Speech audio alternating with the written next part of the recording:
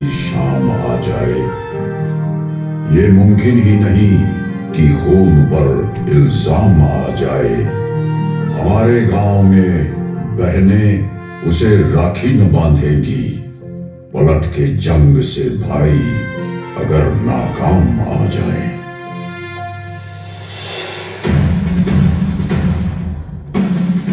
मैं कैलाश पर्वत। पर आज मैं आपको एक आम बंदे की कहानी सुनाऊंगा। उस पराक्रम की कहानी जो मानवीय शक्ति और सामर्थ्य से भरी, उस शौर्य की कहानी जिसे हमने आंखों से न देखा होता तो किंवदंती कहकर झुठलाते थे। उस अदम्य साहस की कहानी जो घटते हुए तापमान के साथ और बढ़ा। उस युद्ध की कहानी जो भारत के रणबांकुरों में आखिरी गोली और आखिरी सांस तक लड़ा। ये कहानी है 1962 के भारत चीन युद्ध की। ये कहानी है रिजांगला की।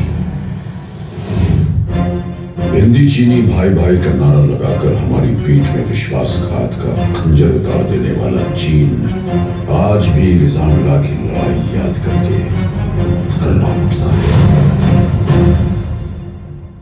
बात तब की है जब हमारी आजादी को सिर्फ 15 वर्ष हुए थे। हम घुटनों से उठकर पैरों पर खड़े होने की कोशिश कर रहे थे। हमारे सैनिकों की छातियां साहस और संकल्प से भरी हुई थी, लेकिन हमारे हथियार घर अत्याधुनिक हथियारों से खाली थे। मित्रता की आड़ में छुपकर चीन ने हम पर आक्रमण कर दिया। जब तक हम उनकी नीयत भांप पाते, संभल पाते, वो हमारी सीमाओं में भीतर तक प्रवेश कर चुके थे। चीन की गिद्ध दृष्टि उस सेक्टर पर थी जो सामरिक दृष्टि से जीतना उनके लिए बेहद जरूरी था, चुशुल। इसी के फलस्वरूप जम्मू कश्मीर के बारामूला में स्थित 13 कमांड को चुशुल सेक्टर में डिफेंसेस इख्तियार करने का हुक्म दिया गया। 2 अक्टूबर 1962 को कमान अधिकारी लेफ्टिनेंट कर्नल H.S. ढींगरा की अगुवाई में 13 कमाओं ने ले पहुंचकर 114 इन्फेंट्री ब्रिगेड में रिपोर्ट किया। 13 अक्टूबर 1962 को बटालियन चुशुल एयरफील्ड की सुरक्षा के लिए रवाना हुई तथा 24 अक्टूबर 1962 तक पूरी बटालियन चुशुल में एकत्रित हो गई। यहीं चुशुल की घाटियों में समुद्र तट से 16,440 फीट की ऊंचाई पर स्थित है रिजांगला। रिजांगला दक्षिण पूर्वी दिशा में एक प्रहरी की तरह खड़ा है और चुशुल घाटी को दिन रात सुरक्षा प्रदान कर रहा है। रिजांगला पर डिफेंस इख्तियार करने की जिम्मेदारी मेरे उस पराक्रमी बेटे को सौंपी गई जिसे राजस्थान की वीर भूमि ने महाराणा प्रताप और बप्पा रावल की कहानियां सुनाकर पाला था, मेजर शैतान सिंह। दुश्मन किसी भी वक्त रिजांगला पर आक्रमण कर सकता था। उल्टी गिनती शुरू हो चुकी थी। एक एक पल हार और जीत का अंतर सिमटता जा रहा था। मेजर शैतान सिंह ने पलक झपकने की प्रतीक्षा भी नहीं की। रिजांगला पर अपनी कंपनी द्वारा डिफेंस इख्तियार कर दिया।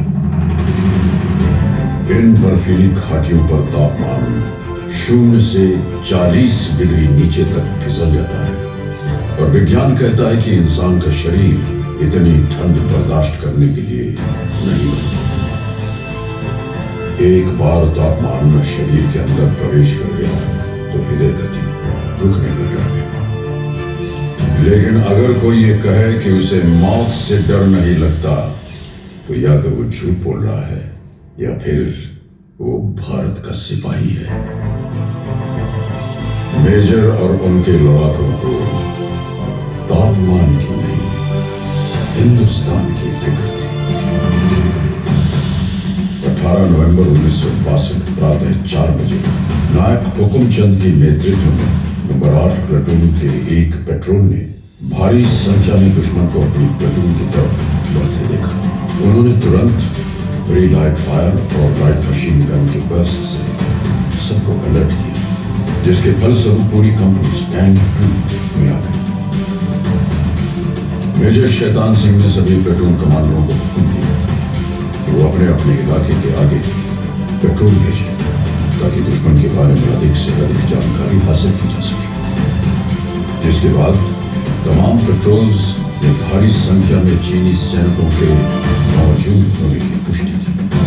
सवेरे 5 बजे दुश्मन ने हमारी नंबर 7 और नंबर 8 प्लेटून पर सामने से हमला बोल दिया। दुश्मन का आक्रमण बहुत भारी था, लेकिन हमारी वीरता को हल्का समझने की गलती चीनी कर चुके थे।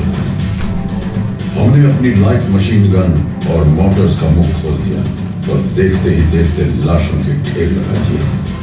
ज्यादातर चीनी मारे गए और जो बच गए वो जान बचाकर पीछे भागे। सामने से आक्रमण विफल होने के पश्चात दुश्मन ने दूर से गोलीबारी शुरू कर दी। जमादार हरिराम के नेतृत्व में हमने इस गोलीबारी का डट के मुकाबला किया, लेकिन वो गिनती में बहुत ज्यादा थे और हमें बहुत कम। चीन की सेना ने इस इलाके पर कब्जा कर लिया और हमारे वीर सिपाही संगीनों पर सर रख के हमेशा के लिए सो गए। तभी उत्तरी छोर से नंबर 7 प्लेटून पर भी दुश्मन ने हमला बोल दिया। जमादार सुरजा ने 3 इंच मोटर सेक्शन को आगे बढ़ते दुश्मन को निशाना बनाने का हुक्म दिया। मोटर सेक्शन ने कारगर फायर डालते हुए दुश्मन को भारी नुकसान पहुंचाया। दुश्मन ने अतिरिक्त जवानों और मीडियम मशीन गन के साथ फिर से हमला किया। इस बार लड़ाई सिर्फ बंदूकों और गोलियों से नहीं, हाथों से भी लड़ी गई। कुश्तीबाज लांस नायक सिंहराम यादव ने 10 चीनी सैनिकों को बालों से पकड़कर चट्टानों पर पटक पटक कर मार डाला। उनकी फौलादी भुजाओं से टकरा के चीनियों के हौसले चढ़क गए। इस प्लेटून के समस्त सैनिक अटल शौर्य के साथ लड़े और हंसते हंसते वीर गति को प्राप्त हुए।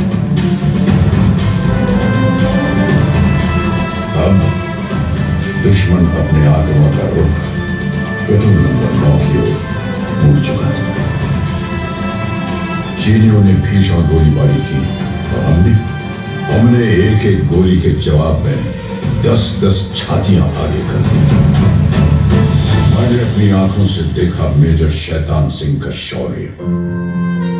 मैंने देखा उस जाबाज का जलाल, देखा कि कैसे उसके सीने से टकरा के संगीनों की धार मुड़ गई और कैसे उसकी ललकार सुन के चीनी आंखों की नींद उड़ गई। मेजर शैतान सिंह के बदन में चीन का लोहा घुसता रहा और वो दिलेर चीनियों की बुजदली पर हंसता रहा। बदन खून से लथपथ था, लेकिन आवाज में बिजलियां अब तक कड़क रही थी। मेजर शैतान सिंह ने अपने सिपाहियों को ललकारा, काट देना या कटना, पर सौगंध है तुम्हें भारत मां की, पीछे मत हटना। मेजर शैतान सिंह पूरी तरह घायल थे। उन्हें फौरन सुरक्षित ठिकाने की तरफ बढ़ने का आदेश दिया गया, लेकिन उन्होंने इनकार कर दिया। उन्होंने नायक रामचंद्र यादव और उनके साथ एक और जवान को बटालियन हेडक्वार्टर भेज दिया ताकि वो दुश्मन के आक्रमण की खबर पहुंचा सके। मेजर शैतान सिंह आखिरी गोली और आखिरी सांस तक लड़े, फिर भारत मां की जान में अपने प्राणों की आहुति दी। तकरीबन 16 घंटों तक चले इस महासंग्राम में चीन ने 1300 सैनिक खो दिए। चीन के अखबारों में भी भारतीय सैनिकों की वीरता के किस्से छपे। ऐ शहीद मुल्को मिल्लत, मैं तेरे ऊपर निसार, अब तेरी हिम्मत के चर्चे गैर की महफिल में हैं। मेजर शैतान सिंह और उनके साथियों ने चीनियों की हिम्मत तोड़ दी। उन्होंने चुशोल पर कब्जा करने का विचार हमेशा हमेशा के लिए छोड़ दिया। युद्ध के 3 महीने बाद फरवरी 1963 में भारतीय फौजी वहां पहुंचे तो देखा कि बर्फ में सिपाहियों के बदन पकड़ गए थे लेकिन हाथ से बंदूकें नहीं छूटी थी। मेजर शैतान सिंह को उनकी उत्कृष्ट वीरता, अदम्य साहस, दृढ़ निश्चय और पराक्रम के लिए मरणोपरांत भारतीय सेना के सर्वोच्च सम्मान परमवीर चक्र से अलंकृत किया गया। रिजांगला के युद्ध में वीरता की नई गाथा लिखने वाले जवानों को भी एक अति विशिष्ट सेवा मेडल, 8 वीर चक्र, 4 सेना मेडल और एक मेंशन इन डिस्पैच प्रदान किया गया। इस युद्ध की स्मृति में 13 कमाओं की चार्ली कंपनी को पुनर्गठन के बाद रिजांगला कंपनी के नाम से जाना जाता है। ये युद्ध स्मारक रिजांगला के इतिहास का गवाह है। इसके प्रांगण में आहेर धाम उस पवित्र स्थान पर स्थित है जहां भारत माता के इन वीर सुपूतों का सामूहिक अंतिम संस्कार किया गया। तत्कालीन brigade commander brigadier TN. Raina द्वारा इन वीर योद्धाओं को मुखांजलि दी गई थी। जो राष्ट्र को धर्म मानते हैं उनके लिए यह स्मारक एक महातीर्थ की तरह वंदनीय है। तुम ही ना होते तो दुनिया बबूल हो जाती, जमीन खून से यूं लालाजार करता कौन। हजारों लोग हैं यूं तो जमाने में, लेकिन हमारे वास्ते यूं मुस्कुरा के मरता कौन।